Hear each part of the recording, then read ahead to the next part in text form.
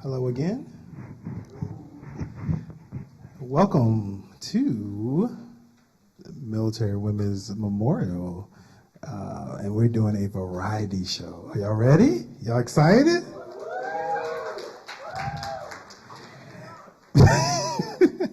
I see y'all got snacks. I've never done comedy and had people eat popcorn. It's like you're watching TV. So this is first time for everything. We want to start off by thanking the people that made this possible. Robin and Matt for putting this thing together. Let's give them a round of applause for coordinating that.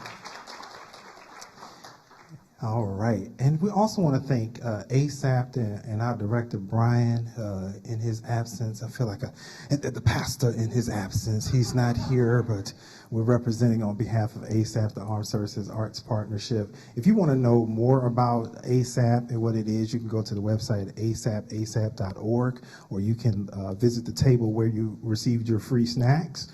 And there are flyers on the table.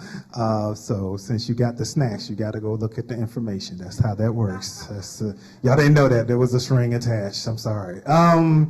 So we're so glad to be here. It's a beautiful day outside, and I'm glad that y'all chose to come inside and listen to us. So today you got a great show ahead of you, all right? I can guarantee, well, okay, no, I can't really guarantee it, but I think it's going to be a good show because you got some good people. I know the people, so I'm guessing you're going to be fair. What did y'all pay to get in here? Let's just go there. Did you, $3.99?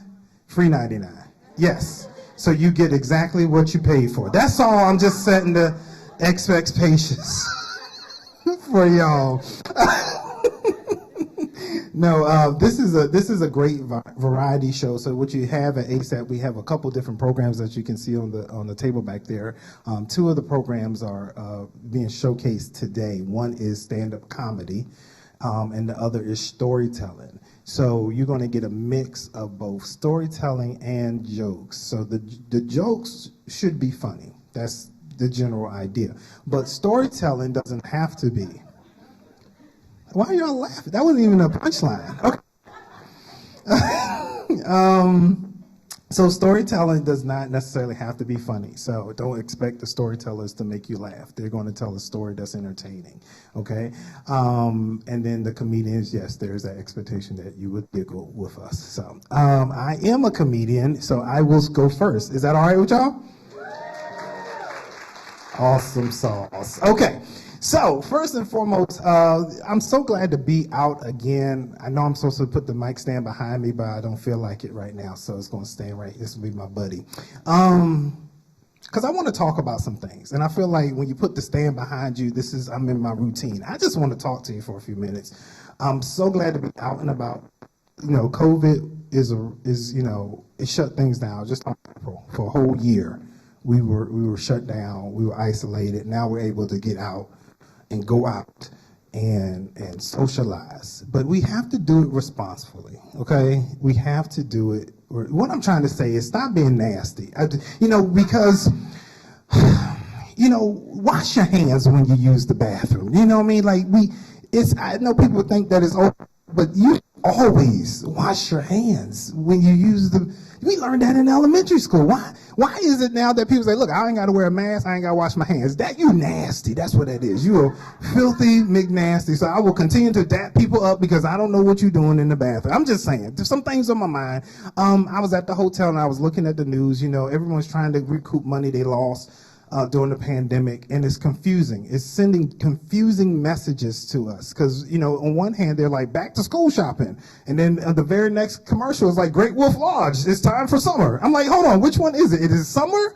Is it vacation time, or is it back to school time? Like, you want all my money. That's what you want, all my little stimulus check. That's what you're telling me. You want all of it. You want my child income tax credit. You want all my money.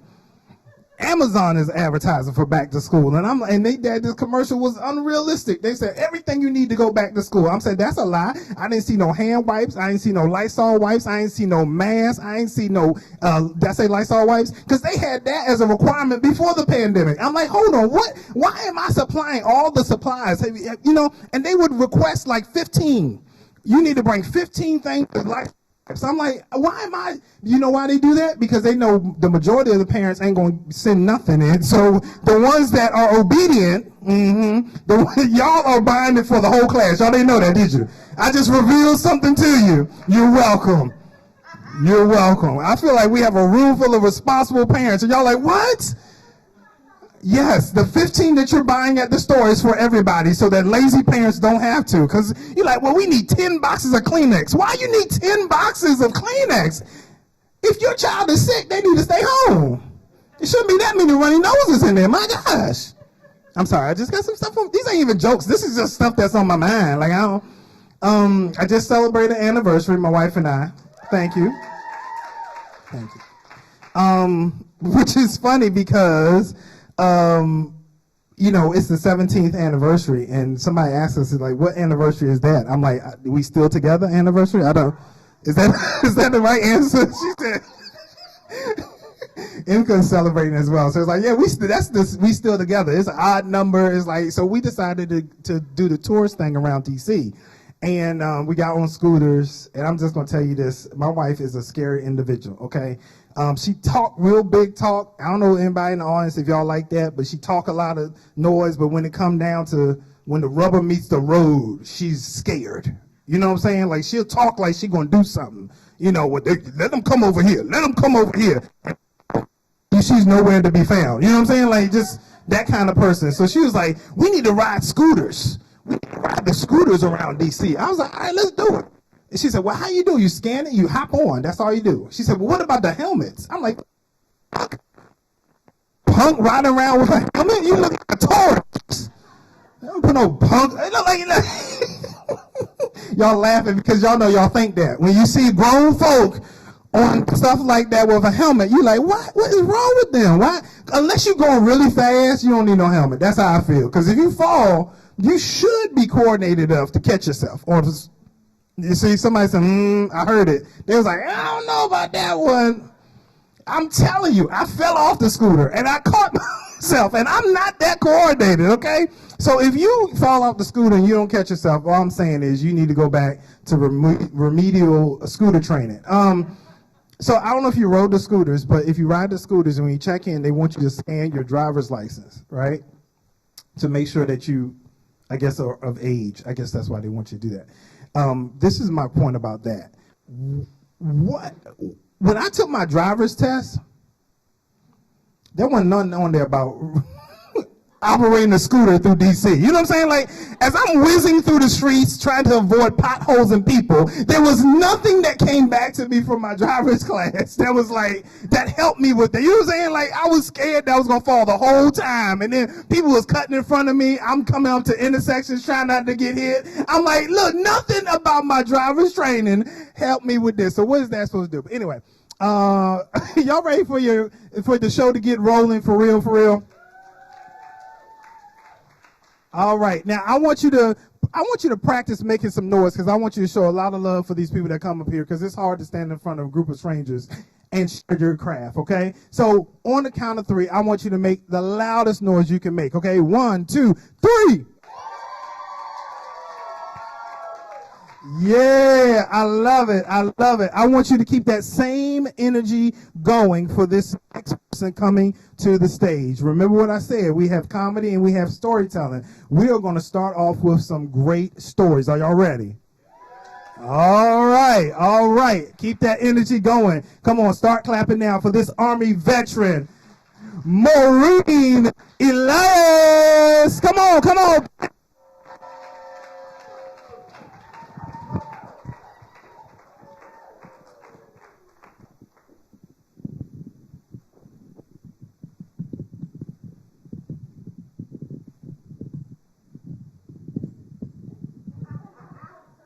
I'll just slouch.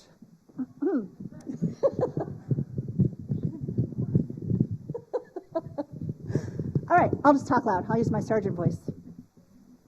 By the way, I just want to say happy birthday to my best friend Tammy, who's in the audience tonight. I love you too. From the time I was 9, my parents were foster parents, which meant that at any night of the week, strange people would show up at my house, live with me for a while, and then leave. As a kid, it didn't really bother me that much, because they were just the people who took away my mom's attention sometimes. But what I watched was how much my mom's heart would break every time these kids left. No matter how many days or months or years they stayed with us, it just broke her. But I realized that it was an important thing that she was doing.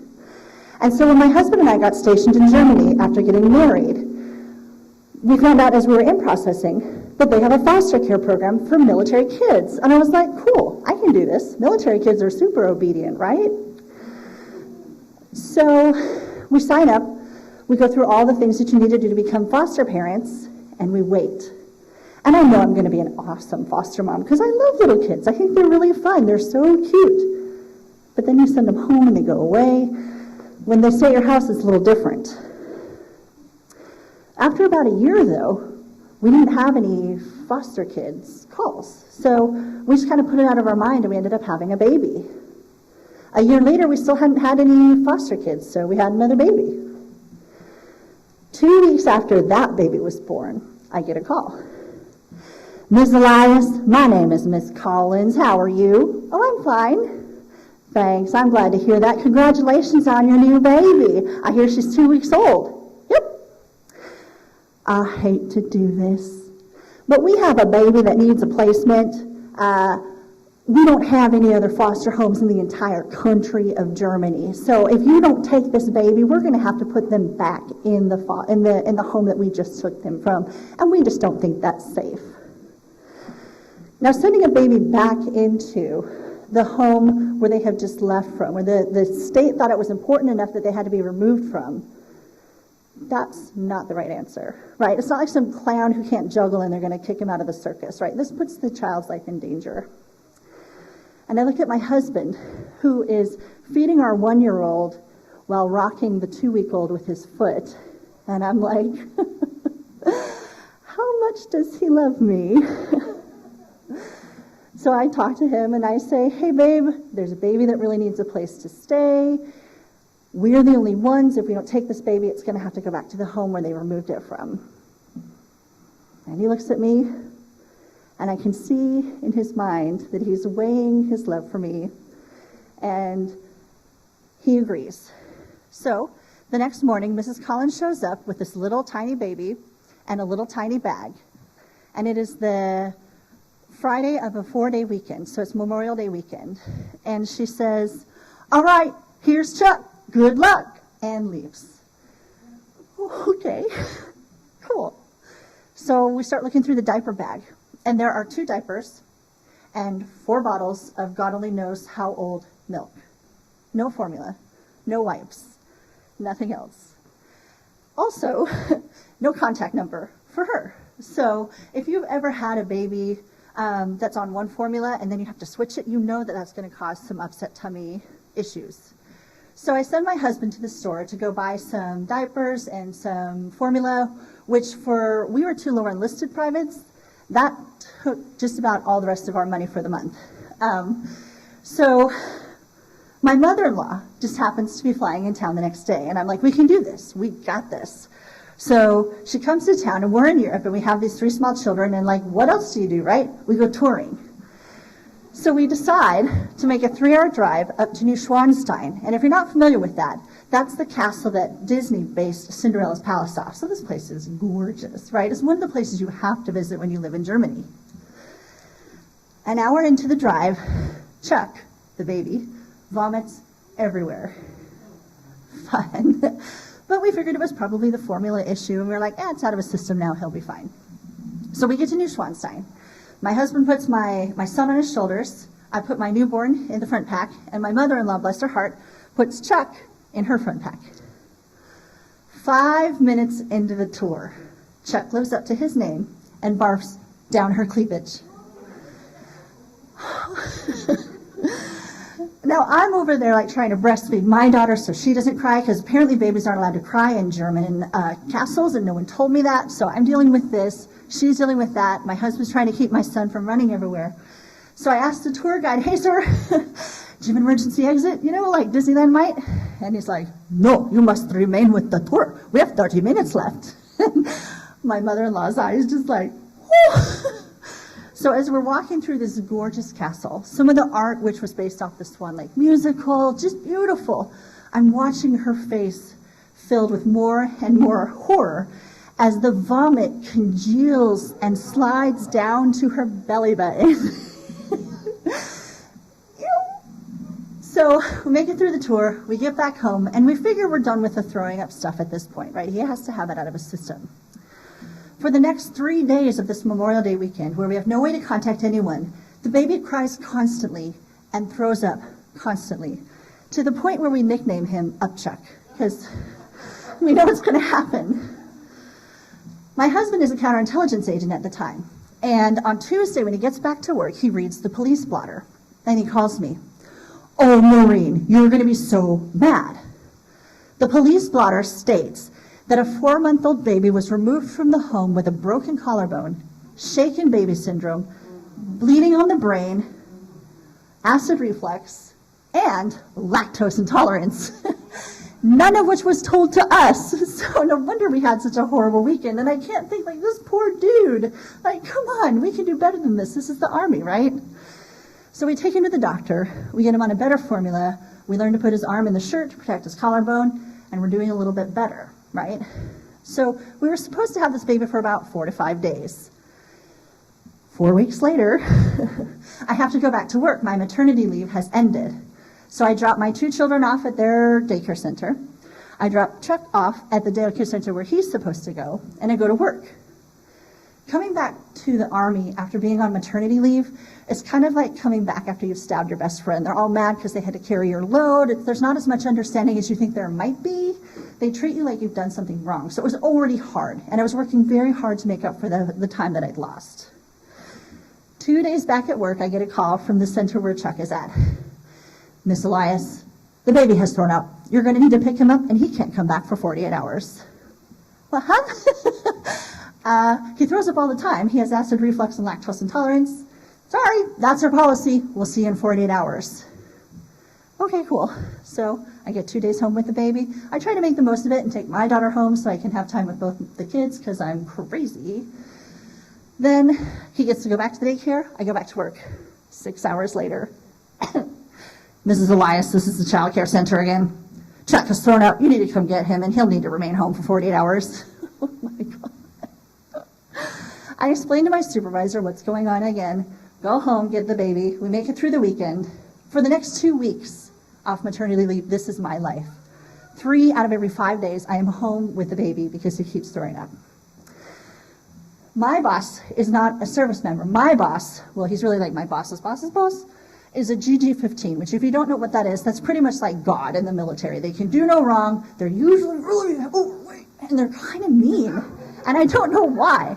They also always have that coffee cup that's just disgusting. It's got like rings on a tree because they never wash. You know what I'm talking about, right? Anyway, he comes up to me. Corporal Elias, I'm disappointed in you. You know, you're in this unit as a special privilege. We recognize your talent. We don't ever let enlisted in this shop. I think you need to rethink your priorities, right? If you're going to use motherhood as an excuse to miss work, maybe you just shouldn't be here. You're probably better off in the motor pool or something, or maybe just get out of the Army. And he walks off. And I'm like, awesome. Now, the one thing you never want to do in the Army, ever, especially as a woman, is cry in front of your supervisor or your boss's boss's boss, right? Any of them. I'm also hormonal because I've just had a baby. So I'm like, this is awesome. I'm trying to do the right thing here and I'm about to get fired. Right at that moment, the garrison commander gives me a call. Her name is Mrs. Kearns, and she says, Corporal Elias, I just wanted to call and thank you for what you're doing for our country, right? Not many young enlisted soldiers would be able to do this, especially on top of having had a new baby. But if you hadn't, this baby would have been in such a dangerous place. We really appreciate you, and I just want you to know that. I just lose it. You see, I think I'm about to get fired from my job, and my boss's boss's boss just yelled at me, and I'm trying to do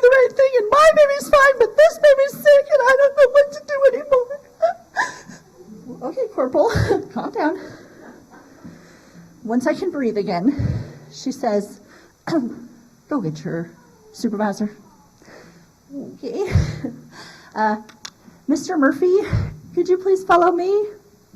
He swaggers over to my phone like a general inspecting the troops, just dirty-eyeing everyone because he's mad he's been interrupted. He gets up to the phone. Uh-huh. And I watch this godlike man snap to attention. I have never seen such large cheeks clenched so tightly in my life. And all I can hear is, yes, ma'am. Yes, ma'am. No, ma'am. No, ma'am. Yes, ma'am. And at this point, I'm picking out the color of the wood for my coffin, because not only is he going to fire me, but he's probably going to kill me. He gets off the phone, he turns to me, swirls his little coffee cup. Corporal asks, I don't give a shit if you ever come back to work again. For all I care, you don't exist. You just do whatever you need to do to take care of that baby and stay away from me. Roger? Okay. It wasn't the way I hoped it would go, but it worked. A month later, the baby goes home. My husband and I are given a coin by the group commander for the work that we'd done in the service to the country. And from then on, we could do no wrong. They knew us by first name. We knew them by first name. But one of the things that I'd worried about was it would be hard to give this baby back. But because I knew he was finally ready to go home to a safe home, and I knew I wasn't going to have to do 5,000 loads of laundry anymore, it wasn't as hard as I thought it would be. Thank you.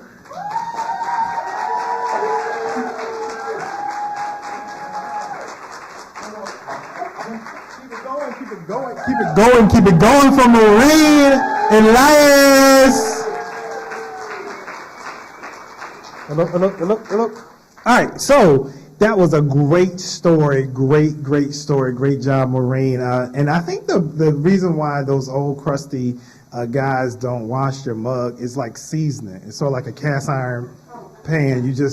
Coffee tastes better when okay, anyway. All right, y'all ready for your next act? Let me hear you say yeah. All right, coming to the stage, we have a very talented storyteller as well. Make some noise. Start making some noise right now. Start clapping right now. Put your hands together for this military spouse, Vida Bratton.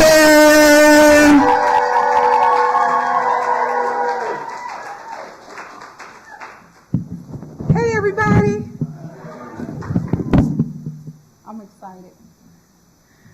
So, and I have my little handy-dandy notes.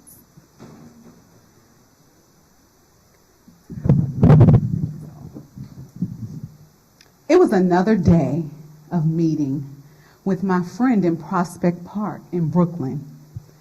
We were training for an upcoming 5K. Now, I know for some of you all, training for an upcoming 5K is not really what you do, but for me, I needed to do some training. And we would have these conversations about what we would do if we had time. If we had time to just sit, if we had time just to think, what would we do? What were our dreams? What were our aspirations?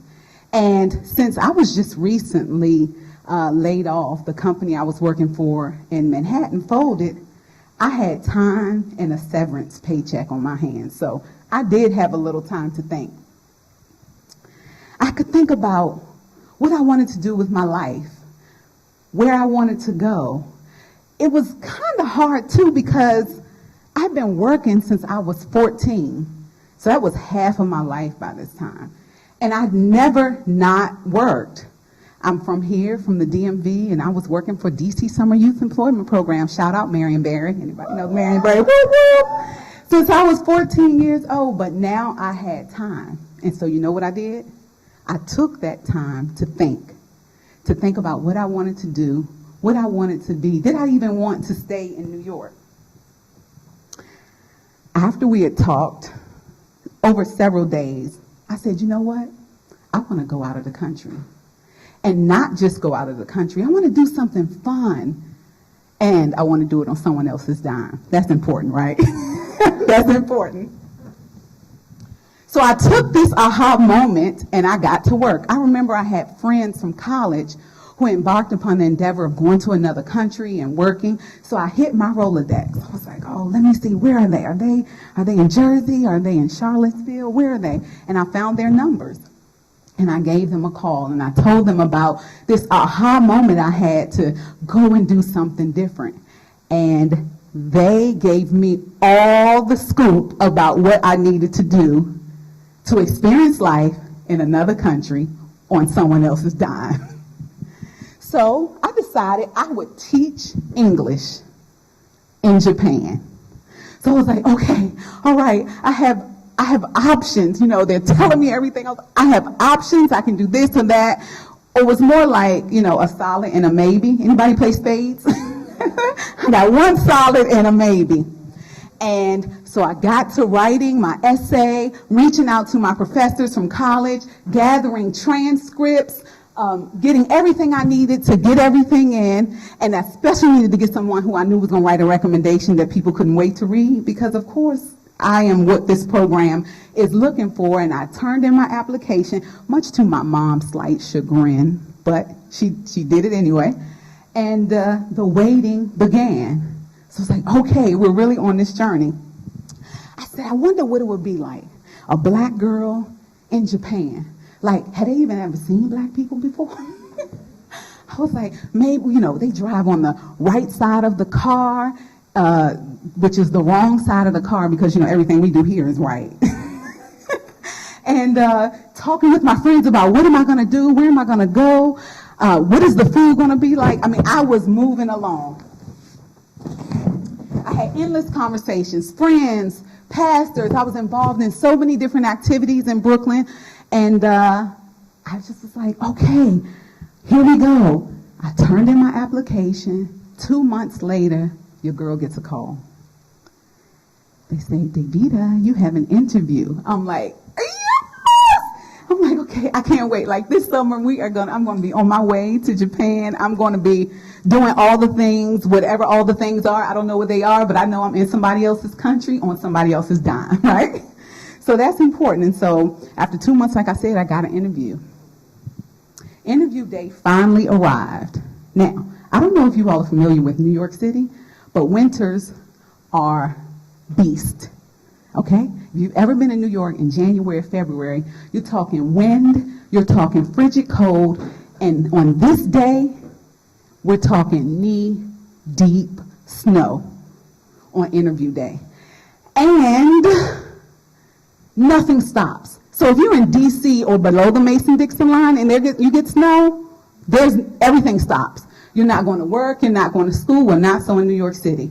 So here I am. I have to get dressed, scarf, hat, glove, coat, and it still have to be cute at the same time. I was a little bit taken back by the fact I had to go to interview, but I went anyway. I arrived to the interview with all of this fabulousness, although some of it may have been taken away on the trudge into Manhattan from Brooklyn. But I arrived and I have the interview, and while they probably didn't get my best is over the top, so what I was giving them was enough. I knew I was a shoo-in. And so the wait began again. 2 months rolled by. And I get a letter in the mail. I'm so excited. I open the mailbox. I run inside.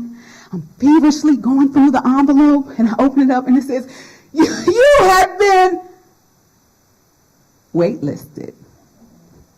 I said, waitlisted? Where do they do that? You didn't see all of what I saw when I wrapped up to come trudging through the snow to come to the interview. Waitlisted, and there I was, another wait. Okay, I'm waitlisted. We're supposed to be this program starts in July. What am I going to do? So I did what any girl would do who's been working since she's been 14. What did I do? I go and find a job. So as an educator, it wasn't too hard. So I found a job in my career field.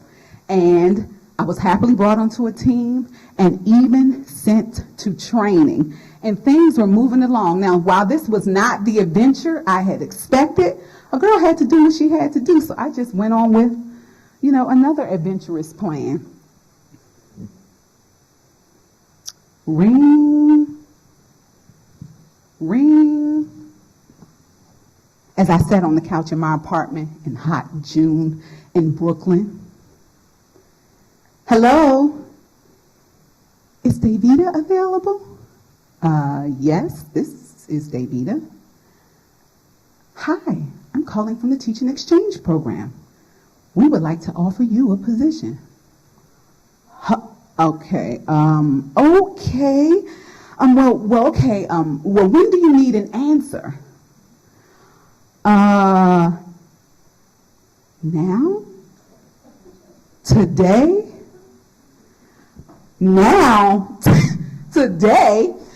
I mean, I just can't give you an answer today. I mean, I've got a whole situation together now, right? I'm in a situationship with my job and with my training and with my friends and everybody. I can't just give you an answer today. I mean, maybe, I've got a whole nother plan. I mean, didn't they see all this fabulousness in the interview anyway? Why are we just now getting to an answer? It's like, what is really going on? So I asked, can you give me until Monday at least? They hesitantly agreed. Y'all, it was a whirlwind of 3 days. I essentially have to dismantle everything I put together over the last 2 months. I just talked and prayed and ran 50 million scenarios with my friends. I have 5 weeks if I'm going to do this, if I'm going to leave. What was I going to tell this job? These children in middle school, I'm teaching middle school math in Brooklyn, New York. They sent me to training. I'm my mom's only child. She thinks I'm not going now. She's probably prayed for it, y'all. She probably prayed for it. How would I deal with my lease, my roommate? What about the responsibilities, my friends, my everything? What was I thinking anyway, y'all?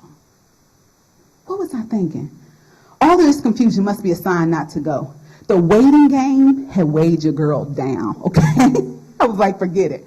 What am I doing? Can I really do this? The kids in Brooklyn schools needed me. The little dancers at my church needed me. Everybody needed me. Wakarimasen, Nihon Yukosko, Narita Kuko. Welcome to Narita Airport. Fast forward 5 weeks later, your girl was landing in Narita Airport in Tokyo, not knowing a lick of Japanese. Not a single lick. Who does that? Me. I decided to go and was finally here. The wait was finally over. I was in Japan. It was beautiful. I knew it would be everything I thought it would. The first month would be the foundation that would essentially change my life. The schools, the teachers, the food, driving on the right side of the car, learning to speak a different language. Let me tell you something. Thank you and you're welcome will get you a long way when you don't know the language. I even found a hair salon at which time my hair was just like this, but like all over the place. I used to bump my hand in the bathroom combing my hair.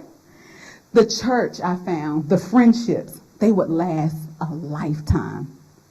18 years later, I'm constantly reminded that some things might just be worth the confusion, slight stress, and yes, even the weight of waiting. As one of those friends and I celebrated 17 years of marriage yesterday, scooting through the cities of D.C. Thank you.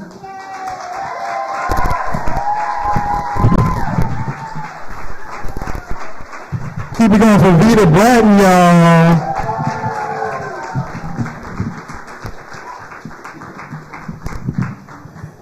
It's one in a possible. One in the possible. She ain't a real card player. Like all the card players, like what? A solid and a maybe. Nobody talk like that. It's one in a push. I got depending on how the cards fall. Anyway, all the military people know how to play spades, hearts, euchre, all kind of cards. I mean, it was games that we made up in Turkey. We were just making up stuff. I'm like, I ain't never heard of that card game. Y'all having a good time? Let me say yeah. Awesome. Let's keep this party rolling. Y'all ready? All right, make some noise for the next comic coming to the stand. Come on, start clapping right now. Make some noise right now for this Marine Corps veteran, Miss Stephanie Klein.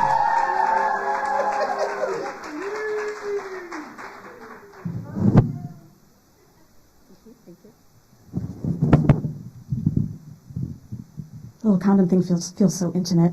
Thank you for letting me do that in front of you. Yeah. Well, good afternoon. It's so nice to see real people still. We're in like a new, awkward transition phase of the pandemic, right? Like we can be with as many people as we want, but I'm still not entirely sure like how to interact in the same physical space with people now. You know, like masks are down and it's like I see you coming towards me. I'm like, how do we interact? Do we hug? Gross. Are we shaking hands again? I don't know. Like, do I flap my elbow at you like we're doing the chicken dance at your kid's bar mitzvah? Like, I don't know how to do it. So I've been thinking of a way to kind of minimize the confusion, because the chaos is very stressful, right? So now kind of moving forward, if I see you coming towards me, I'm going to give you some jazz hands, right? So it might look weird, but hang with me. Jazz hands are inherently positive. Like you just smile when you see them. So it lets you know that I'm excited to see you. But they are just weird and off-putting enough that now you don't want to touch me either. Right? Yeah. Problem solved. Yeah. I'm now going through the world with jazz hands. That's going to be great when I go back to the Pentagon. Yeah. I turned 40 this year. Yeah, okay. So the response to that is not clapping. It's like feigned surprise, people. I know it's been a long time since you've been with humanity, but like, lie to me. Lie. My mom asked, she said, are you going to do all new jokes now about getting old? And I was like, well, of course, but more importantly, like, I need a better bra now to tell them. Right? Yeah. Thankfully, you know, because I was in the Marine Corps, like my body has been rapid aging for over a decade. 40 is not really a big deal. People don't realize just how messed up Navy medicine is until they get real care from a real doctor. Because the Navy medical field, it's not designed to heal you, right? It's designed just to make you combat effective. So, you know, they will just, it's like that old school infomercial rotisserie chicken machine. Like, they cram you full of ibuprofen and like wrap you up really tight for 9 deployments. And then like 2 days after you get out, that's when you explode, right? Like they set it and forget you completely, right? But instead of a delicious juicy chicken when you get out of service, you get night terrors and chronic joint pain, right? Yeah. You know, now that we're going back to doctors, and I know like 40 isn't a big deal, but I am middle-aged now, and I'm just not ready to talk to my doctor yet about some of those questions I'm having about changes. But I'm kind of lucky. I rescue senior dogs, so I've been pawning all of my embarrassing questions like onto them when I go to their vet. Like, why is Patches really irritable in the morning with sciatica pain? Right? And sometimes pees when she sneezes. Like, is that normal? He's like, are you talking about your schnauzer? I'm like, just answer the question, Doc. Patches is very, very self-conscious about this. Also, if you could let her know how much puppy Prozac she can mix with vodka before it becomes toxic, that would, yeah, that'd be very helpful.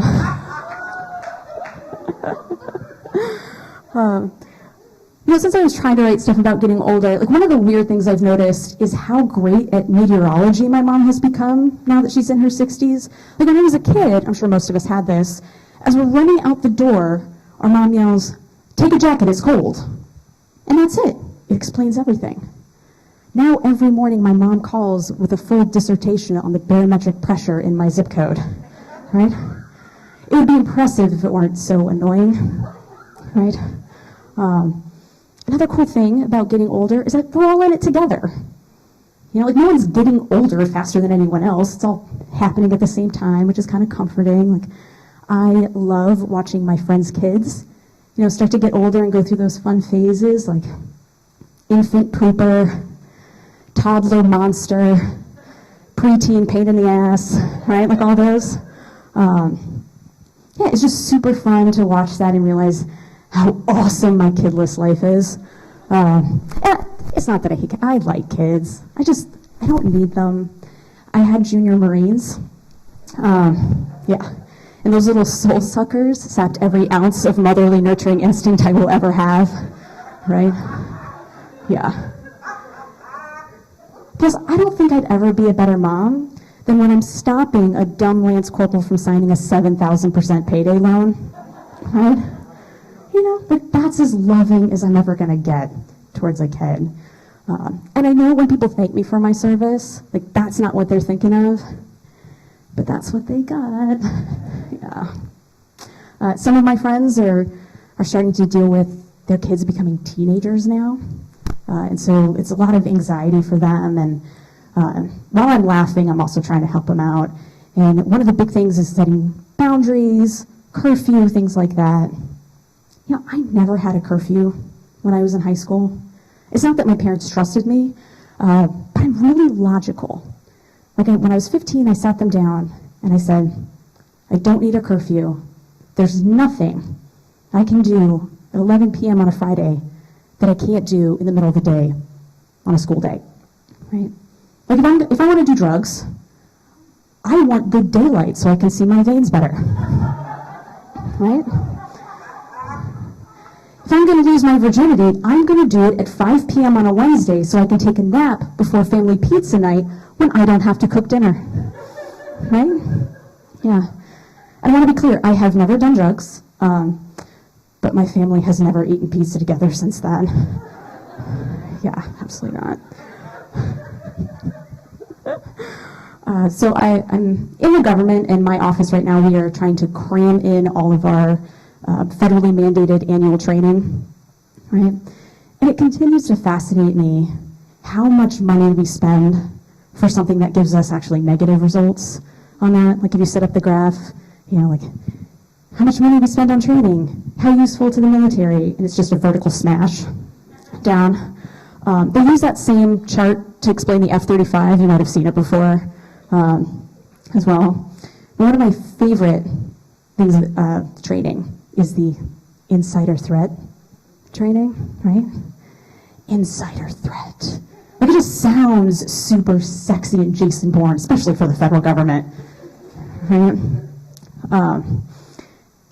No, but they kind of set it up where it's like people are going to be in the hallways leaving unlabeled CDs with viruses just waiting for you. That guy on the other side of the cube, despite having gone through multiple layers of tests and background checks, is going to constantly get you to download Russian Napster, right? Like, that is not how government information gets leaked, right? That's what we want you to think, because it's scary. But you got to think, the people in charge of our IT, they were the lowest bidders. Our software is being protected by thoughts and prayers, essentially, right? Yeah. You know, but the problem I have the most with the training, particularly insider threat training, it's so masculine focused, right? It's clearly created by men for men. It focuses on just threats to men, like honeypots who will trade sex for secrets, large sums of cash left under benches for secrets. Women are not dumb enough to fall for that crap, right? Like, let's update the training and make it more applicable to us. Because right now, I don't know what I'm supposed to do. And I'll tell you this, the first foreign agent who offers to do my Costco run and gets me a snack gets the codes. Thank you.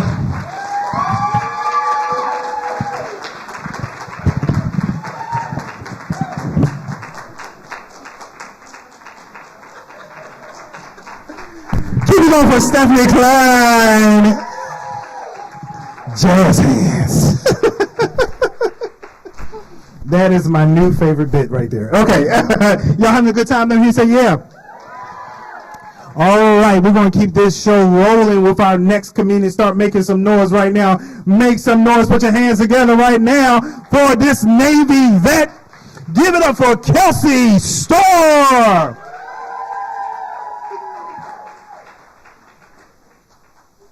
Thank you so much. I thought I didn't have to do that anymore. I had a vasectomy 5 years ago, but you know. So, hey, my name's Kelsey Storr. And I know that when you heard Kelsey Storr, or Kelsey, you're probably expecting about 5'3", blonde-haired, blue-eyed, beach bunny. That's reasonable. Yeah, it ain't that kind of party, people. What you're gonna get, about 6 feet tall, bald, beautiful, built for comfort, because round is a shape, black man. So take a moment and take this in. Right? I give a coupon. So when you have a name like Kelsey, people think there's all kinds of thoughts that really aren't true. So now when people call my house and they'll say, between asking about my car warranty, they go with the, is Kelsey in? May I speak to her? You have her. This is Kelsey Storr? Why, yes, it is. Are you sure? Of course I'm sure. I kept the name after the surgery. So I took my Kelseyness over to Korea because at one point in time I was working in foreign military sales, and my customer was the Korean Navy. So I remember I was going to Korea so much.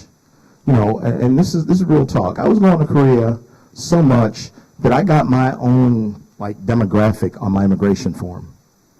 So you would see Caucasian, African American, Asian, Nigerian. That was me, the Nigerian. So it was very interesting dealing with that when I got over there. I even had a Passenger 57 moment one time traveling. Now, how many of you remember the movie Passenger 57? Come on now, give me something. Come on. It's Wesley Snipes before taxes. So I'm on a 787 coming back home from Korea. Now, my flight, this particular part of the flight originated in China. So we're on a 787, flying back. I'm sitting there in business class. I'm fine. I'm just glad to be going home. And there's this commotion at the back of the plane. So I don't think anything about it. The flight attendant comes up and she just starts chatting. And I'm like, but I really don't understand anything she says. But for a moment, I just treated her like we were married and just went, And I didn't think anything else about it. But then she mentioned that there was this ruckus going on at the back of the plane. I'm stupid. I start thinking, okay, well, I'm in a window seat, but I'm about to ask the guy sitting next to me who weighs like a $109 if we can trade seats, because I figure if they're going to come this way, I'm not going out like a punk. I'm going to get them. So I'm trying to figure out where I'm going to jump these people. They take care of the problem at the back of the plane. However, we're in the air too long, and we're going back to Beijing. So we have to spend the night in Beijing. So the next morning at breakfast, all these people are coming up to me, and they're going, hey, thank you. Really, hey, guy, thank you. Yeah, okay. Oh, man, hey, man, solid move, man. Thank you so much. Yeah, great. Yeah. Finally, I look at this guy, and I said, why is everybody thanking me? And he says, well, the flight attendant told us that you volunteered to protect business class while that ruckus was going on back in the back. So suddenly I became Wesley Snipes, and it was Passenger 57 time. In today's world, we're dealing with a whole lot of stuff. I mean, there's all kinds of protests. There's all kinds of issues. Everybody's got something. And that's not a bad thing.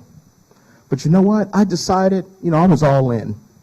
So I decided that I was going to protest too, because Black Lives Matter. So I was all in. So there was this protest out in Prince William County. So I go out there and I get to the protest, and you know what? There's Hispanic people. There's Asian people. There's black people. There's the WWF. Woke white folks. So we're all in, right? But we're all feeling good about ourselves. So we go on this little march, right? And so we're marching uphill, and we're marching downhill, and we're marching uphill. And the whole time we're marching, I can feel my blackness growing within me. It was big, it was powerful, it was strong. It was all that I could hope it could be. And I felt really, really good about myself. And my blackness and I were one. Well, we're always one, but we were really one. Like we were for real black. For white folks, anytime black people repeat the word, that's like for real. For real. Okay? It's like me asking my kids back in the day, because they old now, is your room clean? Are you done? Yes, Dad. No. Are you done? But I digress. I come back. So the next morning, that James Earl Jones voice that was rich and full and passionate sounded like Gilbert Gottfried, because everything in my body hurt from the top of my head to the bottoms of my feet. I had also torn my meniscus in my right knee. Yeah, it was nothing nice. So at that moment, I decided, learn how to protest age appropriately. Right? By age appropriately, I mean this. Write a check. Write a check. Write a check in black ink. Okay? March your check to the mailbox with your hand in the air saying, lift every voice and sing. Okay? But that's what it's about. So, I have 3 biracial children. So that means I'm responsible for 1.5 black people. So I have to explain to them certain things in life. But the one thing that I had to explain to them was how I broke the news to my parents that I was going to marry outside my culture, as my mother calls it. So, first of all, okay, this is Black People 101. So white people, get your notepads out. I'm going to teach you some stuff. 1, if she can't use your comb, don't bring her home. 2, if you get invited to the cookout, because it's summertime, and some of you have been good white people, so you got invited to the cookout. So I'm going to tell you a couple things. There are certain questions that get asked about every cookout. The first one, who in the lair? The second, who made the potato salad? And just so we know, raisins do not go in potato salad. Just a point of interest. Just a little information. But you try to tell these things. You try to go along with these things. So I'm explaining to them about their grandmother, my mother. My mother, who is a little old lady trying to get into heaven. My mother, who treats Christianity like dim sum. And by that I mean we were all raised Methodist. She decided she wasn't cool with the Methodist church, so she went to the Baptist church. Nah, that didn't quite make it. So she came back to the Methodist church. Nah, that didn't quite make it again. So she became a Pentecostal. Everything I'm telling you is true. She comes back to the Methodist church. Nope. She decides she wants to be an Episcopalian. So she goes over there. Like I said, my mother treats religion like dim sum. So she comes back, and I figured out why my mother has now come back to the Methodist church and will stay there for the rest of her life. Bigger church, bigger and better funeral. That's what she's thinking about. So I recently visited my mother. Okay, my parents are very, very interesting. My parents have been divorced since Christ was a child. So that means like 1966, my parents got divorced. And, well, let's just put it this way. When I visit my mother, I'm no longer successful. Visiting my mother is a combination of 12 years a slave meets The Help. And I found out 3 things about myself. I am not kind, I am not smart, and I am unimportant. So, ladies and gentlemen, since I talked to you about religion, can we do a prayer before I go off? Come on now, can we do a prayer before I go off? All right, I'm going to give y'all some knowledge here. Okay? Now I'm going to channel my inner preacher, so work with me. All right? And PT's going to grade because he's actually a preacher. Sometimes you got to let God fix it. I don't think you heard me. I said sometimes you got to let God fix it. Do you know why sometimes you got to let God fix it? Because if you do, you're going to jail. My name is Kelsey Storr. Thank you for having me. Thank you for coming.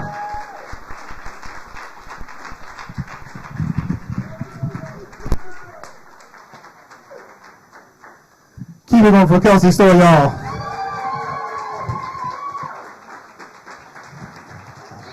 I thought he was talking about credit for a second. You gotta let God fix it. Are y'all having fun?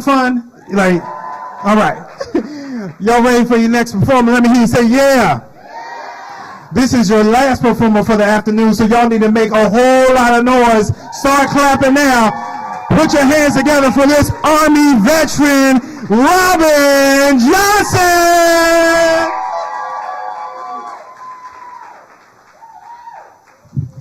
Hey everybody! Closing me out. They never let me go last, you know why?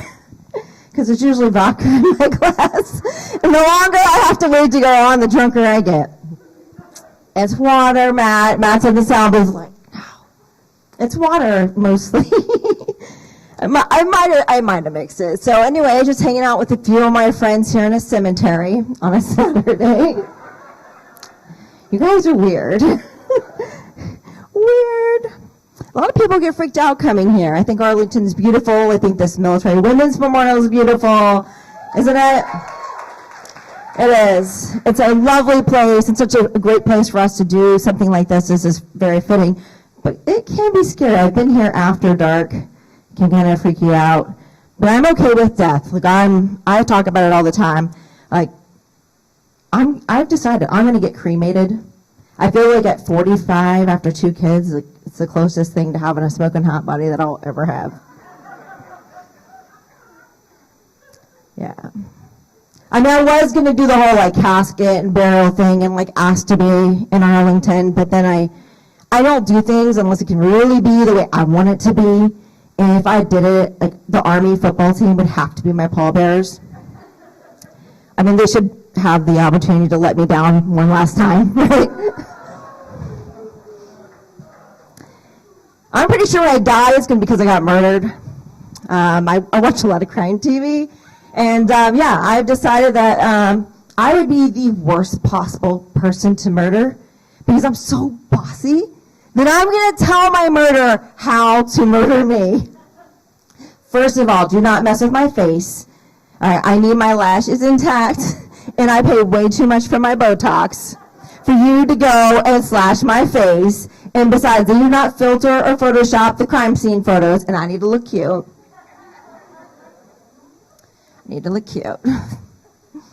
I'm also really against them messing with my organs because I'm an organ donor. Well, don't really clap because my liver and kidney are pretty much shot. You might get my spleen, maybe. I think my heart's still pretty good. Yeah, so this is fun talk. Cemeteries, graves, getting murdered. Yeah. Married couples, the lights are bright. Married couple right here. You're cute. You guys have a joint Facebook account, don't you? Don't do that. No, if you have, don't even say if you do because it is Facebook, not Facebook, people. It's annoying. I've been married for 19 years to the same person. Same person, and we're in a spat right now. We're not the couple that goes to bed angry. We stay up and fight. We do. He's in South Carolina right now, and we've been having this thermostat war because I'm premenopausal and I'm hot all the time. Like I want it at 67, and he wants it at hell. He is right now on his 3rd hour of trying to fix the AC because he doesn't realize I have the Nest app on my phone. How do you like me now? Turn it up again, see what happens. If I end up murdered when I get back on Monday to South Carolina, I would check him first. I would check him first. He's a good dad, though. He gives really bad advice, and really just says stupid things, like my son will be puking his guts out. I'm like, hurry up, grab some towels. He's puking his guts out. He's like, that's not guts. That's hot dogs and mac and cheese. Not helpful. Any parents here? Anybody? Yeah, me too. I drink because I have mommy issues, and by mommy issues, it means I'm a mom. It's the hardest thing you can do, and I'm not one of those moms that will complain about my kids in one breath and then in the next go, but I couldn't live my life without them. No, I imagine that all the time. I do. My daughter's 11. She's going on 13. She slams her door. She's like, I need my personal space. You came out of my personal space?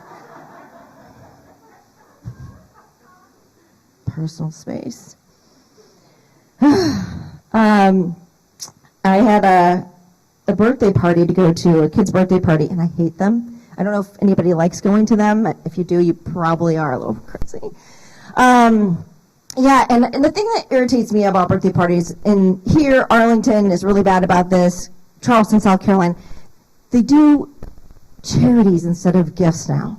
So pretentious too. Like the first one of the season, like, you know, it's always like, oh, we're not doing gifts. Like little Isabel, she's just gonna raise money to save the dolphins. And then the next Saturday is like, oh, we're not doing gifts. Jeff's just gonna save the ocean. I'm like, well, dang. My kids are born in November. Like, there's nothing left to save by then. So we're saving the murder hornet this year.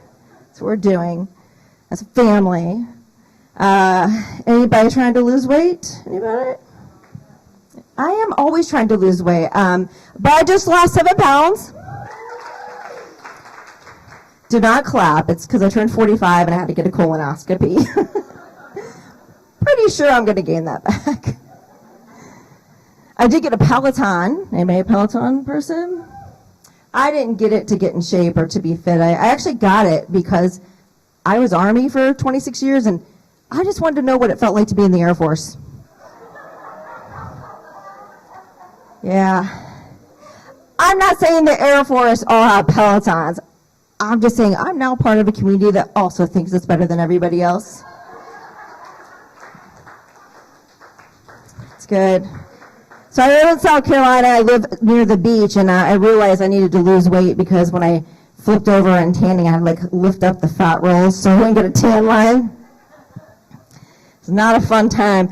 I'm really desperate though because in Charleston, everyone's skinny there. There's like a lot of skinny girls, young girls, and so I want to get a little bit of weight off. And I duct taped my swimsuit to my refrigerator. Anybody ever done that to motivate you?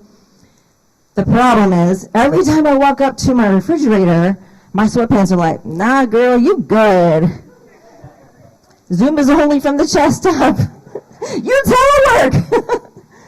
So basically, my work is making me fat. And my Alexa will chime in right then and go, bada, yada, yada, yada. Tell you, they're bringing these bigger women. They're like, it's all sexy now, right? Like, that's the thing. And I'm like, well, why should I even try? Like, why? I wanted to tell you guys a little story. So you see me look at notes. I don't normally have to do notes, but if you don't know, most of my material is not family friendly. And I was told I had to do clean material today, which is very unique for me. I was at the Wonderland Ballroom last night in downtown DC, and I did a little homework because I was like, Wonderland, that sounds cool. Let me like watch Alice in Wonderland. Like, that's cool. So I watched it, and I realized that my favorite quotes in the movie are exactly like about me, where Alice, she's sitting in the middle of the forest, she's on a log, and she says to the Chester cat, she says, I give myself very good advice, but I seldom follow it. And I was like, me too! Me too. I just got the light. See, this is what's crazy. You guys give me 8 minutes, and I wouldn't complain about that, but I know a lot can happen in 8 minutes. I have 2 kids to prove it.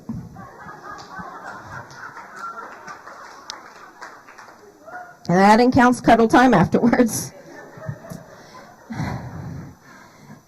So I'm going to close with this. This morning, I was doing some community service down in DuPont Circle. Anybody do community service? Give back? Don't be proud of me. It was court ordered. It was court ordered. Yeah, I had to do community service because what I did not know is that if someone comes at you in the street downtown DC and they're screaming at you and you punch them in the face, that's called simple assault. I would argue that there's nothing that's simple about it. It's actually quite complicated. So there I was, and I got arrested, and the police officer was handcuffing me, and they weren't the cute, like, fuzzy pink ones, okay? They hurt. It was not enjoyable.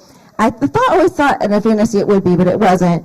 And he tells me my rights. He reads my rights, and he says, ma'am, you have the right to remain silent. I'm like, clearly he doesn't know I'm a comedian. I don't even know how to do that.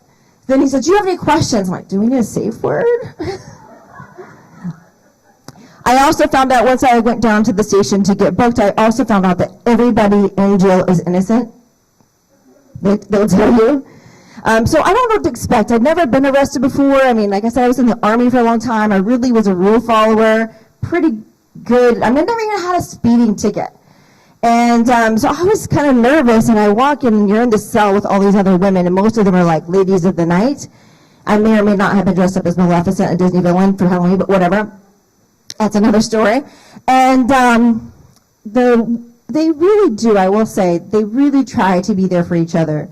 You know, and I'm a big women supporting women person, but man, when you're in jail, like, they are really there for you. So this one girl, she comes to me and she goes, you look a little bit crazy right now, because I was dressed as Maleficent. She said, what's going to happen is they're going to take your picture, they're going to book you, and you don't want to look crazy, because that's the picture that your judge is going to see on Monday morning. And I was like, okay. She's like, we're going to braid your hair. So she and another girl start cornrow braiding my hair, and they only get halfway through, and the cop came to take my picture. So if y'all are bored tonight, you look up Robin Johnson in DC, October. Yeah, there you go. Thanks. You guys have been a great audience. Thanks for coming out and supporting our Services Arts Partnership and the Military Women's Memorial, and to all of our artists. Thanks so much.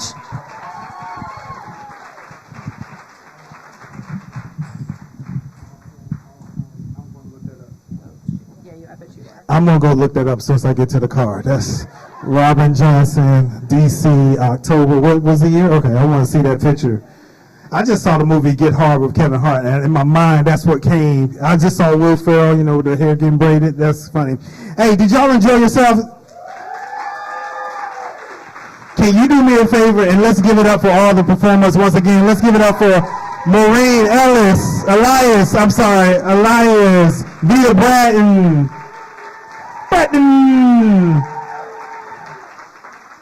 where's Stephanie? Stephanie Klein. Not Mrs. Kelsey Storr. And your very own, all the way from South Carolina, Robin Johnson. I have been your host, P.T. Bratton, and it's been my pleasure to perform for you today. Please enjoy the rest of your afternoon. Thanks again to Robin and Matt for putting this together, and for ASAP for sponsoring it. Please check out ASAP information on your way out. Peace.